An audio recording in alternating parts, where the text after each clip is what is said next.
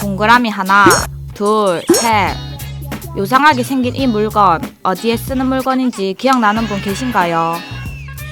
미키마우스를 닮은 이 플라스틱 열쇠고리에는 현재 스티브 잡스의 애플을 씹어먹으려 했던 어떤 대구 아재의 패기와 Y세대의 추억이 담겨 있었습니다.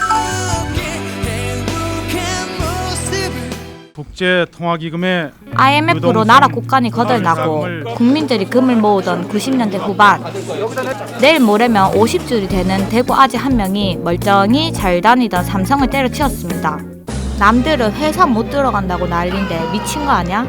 그렇습니다. 미쳤습니다. 포텐이 미쳤습니다. 아재의 포텐이 미친 듯이 터져 나왔습니다. 도쿄 최고의 중심지인 시부야에 한국산 MP3 아이리버가 자체 매장을 열었습니다. 일본에서 한국 제품 단독 매장이 생긴 것은 처음 있는 일입니다. 20세기 후반, 일본의 소니는 세계 휴대용 오디오 시장을 지배했습니다. 세계 최초의 휴대용 카세트 테이프, 세계 최초의 휴대용 CD 플레이어, 모두 일본 소니가 만들었죠.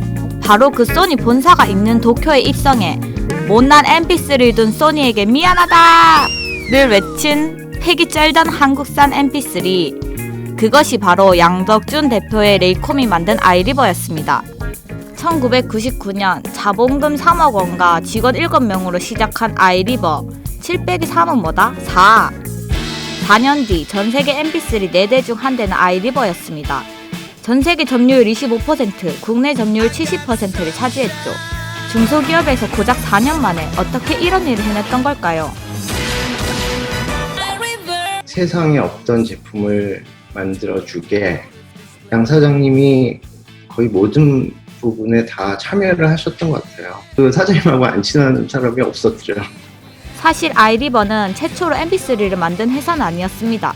당시 MP3의 문제는 이동형 저장 매체, 플래시 메모리의 가성비가 참담했다는 거였죠. MP3에 음악 10곡을 넣기도 어려웠던 그때 그 시절. 아이리버는 공 CD를 저장 매체로 이용하는 MP3 CD 플레이어 시장의 후발주자로 진출합니다.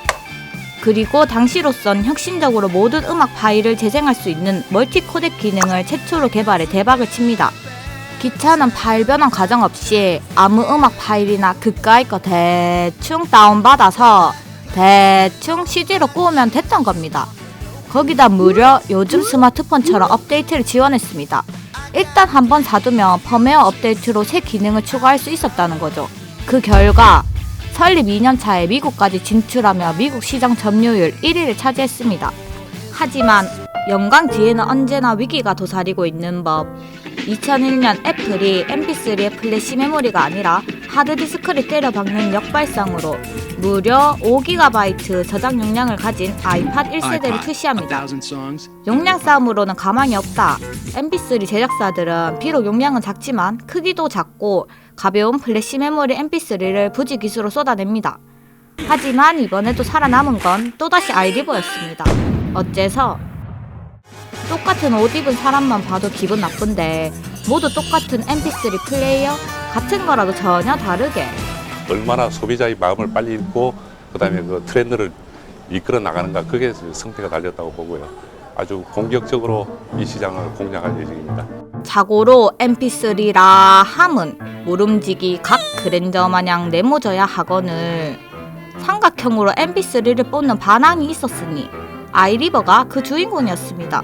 그렇습니다. 아이리버의 공략 대상은 디자인과 감성이었던 거죠. 경쟁사들이 목에 걸 수 있는 MP3를 따라 할 때 아이리버는 목걸이와 이어폰을 합쳐버립니다. 물론 이렇게 만든다고 해서 음질이 좋아지는 건 아니었습니다. 하지만 쌈박했죠.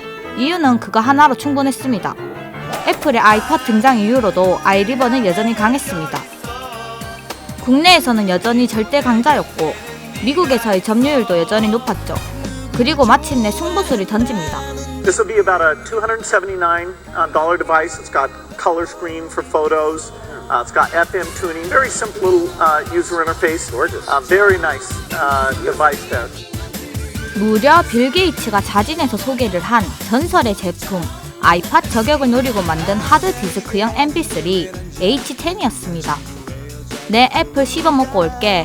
세계 곳곳에 아이리버의 신제품 광고가 붙기 시작합니다. 하지만 씹어먹힌 건 아이리버였습니다. 소비자들이 원했던 건 아이리버만의 무언가였지 아이팟 짝퉁이 아니었기 때문이죠. 아이리버가 저물고 있었습니다.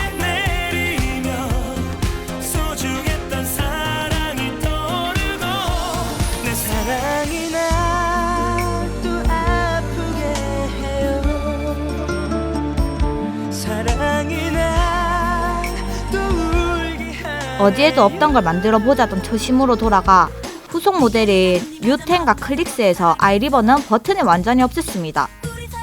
대신 액정 패널 영역을 눌러서 기기를 컨트롤할 수 있었습니다. 천하의 애플도 당시로서는 생각해내지 못했던 영역이었죠. 기세를 탄 아이리버는 멈추지 않았습니다. 미키마우스 모양의 이 mp3, 이 제품은 사실 출시되지 못할 운명이었습니다. 당시 부사장이 아이디어를 제안했지만 마케팅 부서에서 강하게 반대했죠. 그때 양덕준 대표가 나섰습니다. 1만 대 만든다. 안 팔리면 내 5,000대 사고 부사장이 5,000대 산다. 그리고 시장에 출시된 미키마우스 mp3 100만 대가 넘게 팔렸습니다. 그리고 양덕준 대표 최후의 히트작으로 남았습니다. 아이리버에 자금을 투자한 사모펀드와 갈등을 빚으면서 2008년 양덕준 대표는 아이리버를 떠납니다. 퇴사 이후 민트패드라는 메시지 패드를 만들어 재기를 노렸지만 2009년 뇌졸중으로 쓰러진 양덕준 대표는 지난 9일 11년간의 투병을 마치고 눈을 감았습니다. 혁신성은 100% 성공을 보장하지는 못한다. 50% 이하일 가능성도 있다. 하지만 혁신하지 않으면 반드시 실패한다. 천재의 사과를 씹어 먹으려던 그의 꿈. 그리고 어쩌면 가능해 보이기도 했던 그의 꿈.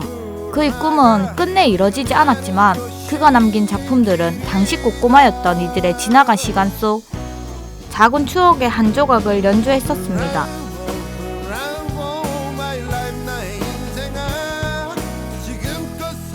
고 양덕준 대표님의 명복을 빕니다.